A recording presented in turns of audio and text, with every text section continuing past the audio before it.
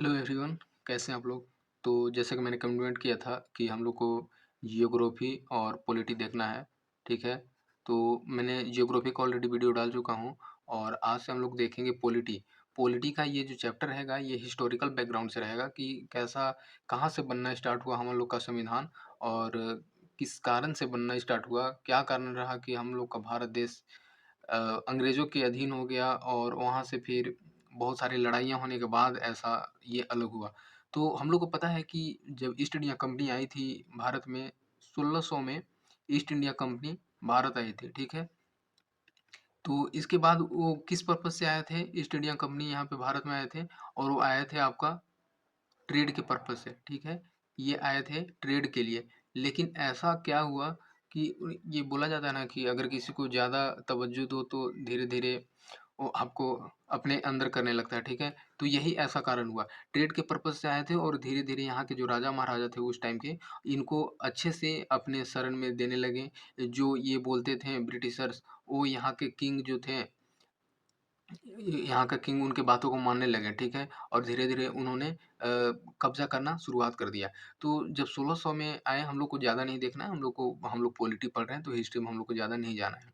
1600 में आए उसके बाद क्या हुआ कि 1765 तक उन्होंने ऐसा किया, ठीक है? मतलब पूरी तरह से कंपनी का जो काम था ट्रेड करना, ये चीज़ करना, सारा चीज़ उन्होंने किया। लेकिन उसके बाद क्या होता है कि इनके कुछ कारण से क्योंकि ये थोड़ा-सा लालच में आ गए 1765 में 1765 के बाद क्वीन एलिज़ाबेथ जो रहती है, इनका रेगुलेटिंग एक्ट पास करती है वहाँ की क्वीन और ये इसको अपने अधीन ले लेती है, ठीक है?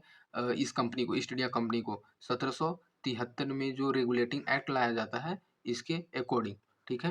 तो रेगुलेटिंग एक्ट लाने का कारण ही ये था कि अब इनको हम लोग जो रेगुलेट करना है, ये ईस्ट इंडिया कंपनी को रेगुलेट किया जाएगा किसके अकॉर्डिंग?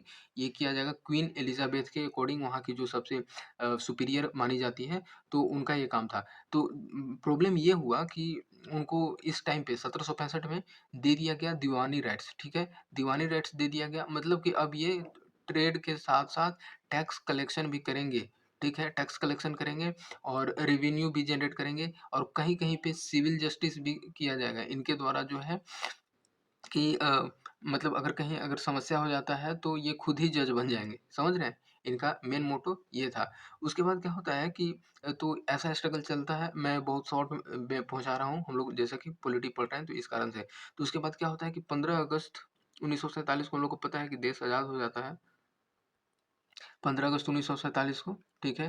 15 अगस्त 1947 को देश आज़ाद हो जाता है। लेकिन इसके पीछे का क्या कारण था? इससे पहले हम लोग को कॉन्स्टिट्यूशन की ज़रूरत थी। कॉन्स्टिट्यूशन बनाना क्योंकि खुद ये पहले तो गवर्न किया जाता था ये सारा चीज़ ब्रिटिश के द्वारा, ब्रिटिश ईस्ट इंडिया कंपनी के द्वारा लेकिन बहुत सारे स्ट्रगल के बाद, बहुत सारे फाइट के बाद हम लोग को 15 अगस्त 1947 को आज़ादी मिल जाती है। लेकिन हम लोग को चाहिए था एक अपना अपना संविधान चाहिए था, ठीक है? अपना संविधान चाहिए था, तो इसके लिए सबसे पहले किसके मन में आया कि हम लोग को एक अपना संविधान चाहिए।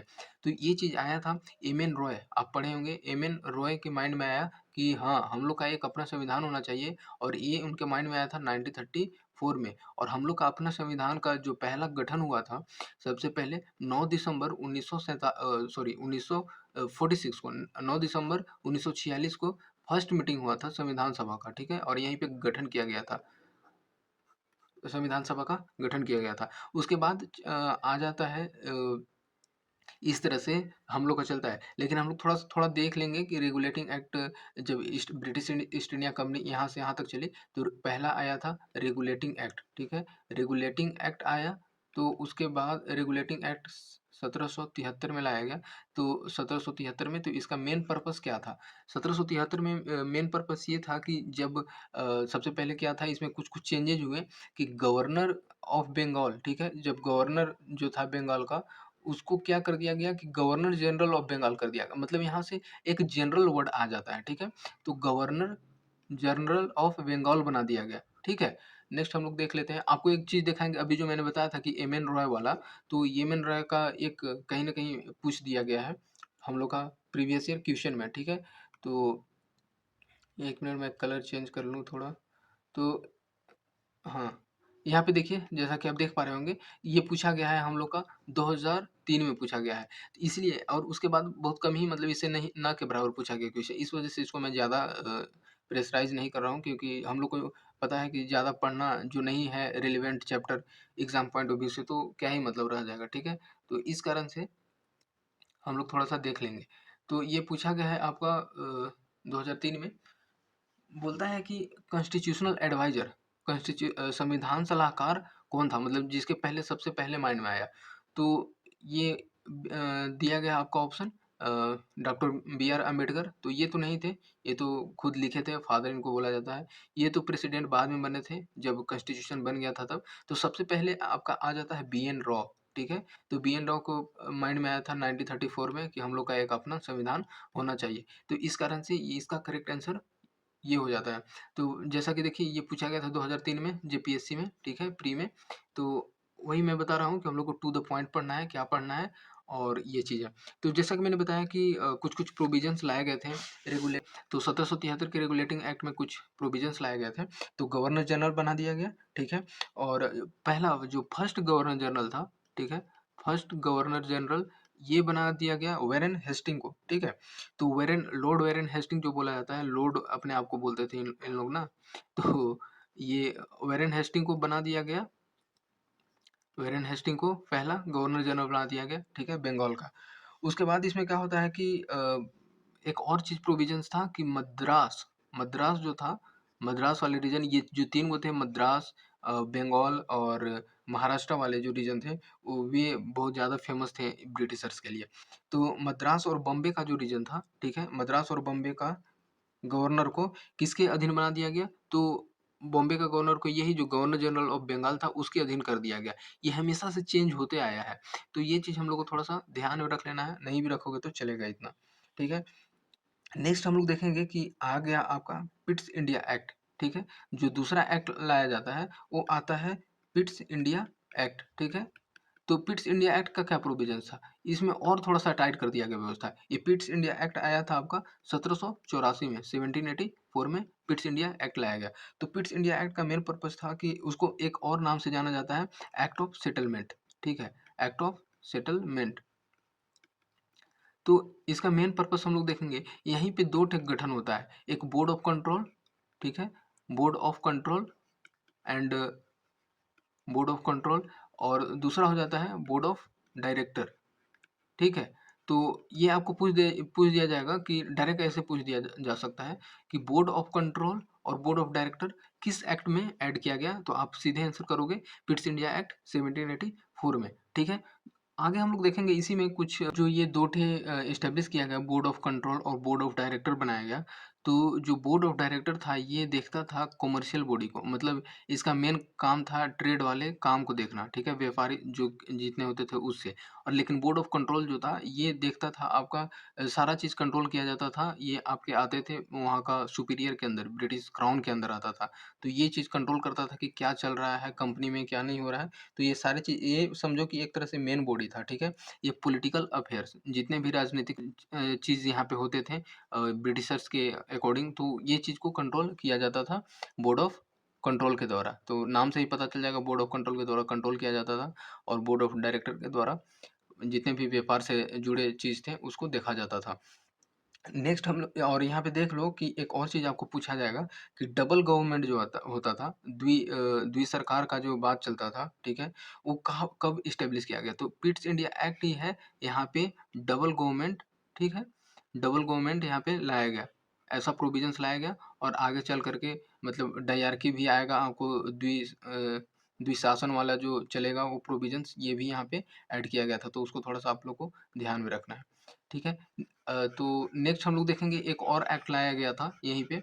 तो ये देखिए, आपका जैसे ये 2003 में पूछा, केवल यहाँ से यही पूछा, तो इस वज़ह से मैं नहीं समझता हूँ कि इतना ज़्यादा मतलब आपका पढ़ना ज़रूरी है। और 1-2 ये चीज़ पॉइंट याद रखोगे, अब अगर आप बुक पढ़ोगे खुद से, तो वहाँ पे आपका और क्लियर हो जाएगा। तो आपको बस मैं ये बताऊँगा कि हाँ, कहाँ से क्वेश्चन पूछा जा रहा है, तो बताइए।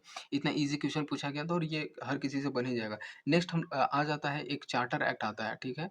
चार्टर एक्ट आता है, ये आ जाता है आपका 1833 1833 का चार्टर एक्ट आ जाता है। और ये जो चार्टर एक्ट आता था यहीं से स्टार्ट होता है कि ब्रिटिशर्स जो थे एकदम पूरी तरह से कंट्रोल करने लगे, सेंट्रलाइज़ होने लगे थे, ठीक है?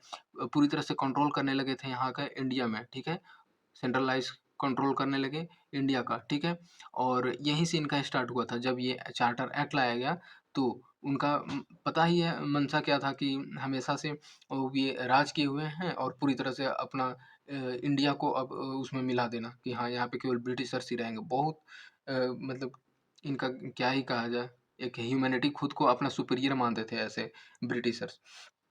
तो इसमें ये प्रोविज़न्स ये था कि जब हम लोग को पता है कि गवर्नर जनरल बंगाल को बनाया गया था रेगुलेटिंग एक्ट 1773 में, तो लेकिन यहाँ पे क्या किया गया कि गवर्नर जनरल बंगाल को गवर्नर जनरल ऑफ इंडिया बना दिया गया, ठीक है? तो यहाँ पे गवर्नर जनरल ऑफ इंडिया यही कुछ-कुछ चेंजेज़ हुए थे, गवर्नर जनरल ऑफ इंडिया बना दिया गया। तो ये थोड़ा-थोड़ा चेंजेज़ हुआ था, ठीक है? तो हम लोग को ज़्यादा इस पे वो नहीं करना है, बस थोड़ा-थोड़ा याद रखना है कि गवर्नर जनरल ऑफ इंडिया कब बना दिया गया, तो चार्टर एक्ट ऑफ 1833 में, ठीक है? नेक्स्ट हम लोग देखेंगे इसी में कुछ-कुछ है कि यहाँ पे जो था पहला गवर्नर जनरल कौन था? तो पहला गवर्नर जनरल ऑफ इंडिया कौन था? तो विलियम बेंटिक थे, ठीक है? ये बेंटिक जी थे, ठीक है? William Bentinck. तो ये पहला गवर्नर जनरल बनाए गए थे। तो ऐसे एक लाइनर पूछ देता है कभी-कभी। तो और इसमें एक चीज़ देखना है कि यहाँ का जो हम लोग पढ़े थे कि बॉम्बे और मद्रास का जो था, वहाँ पे क्या किया गया बॉम्बे और मद्रास में? लेजिस्लेटिव पावर दे दिया गया, ठीक है? कि आप भी कानून बना सकते हैं। मतलब समझ रहे हो? वहाँ पे तो जब रेगुलेटिंग एक्ट में था कि बॉम्बे और मद्रास को भी ऐड कर लिया गया। बॉम्बे एंड मद्रास को भी ऐड कर लिया गया। लेकिन यहाँ पे क्या किया कि इनको छूट दे दिया गया कि आप भी कानून बना सकते हैं, ठीक है?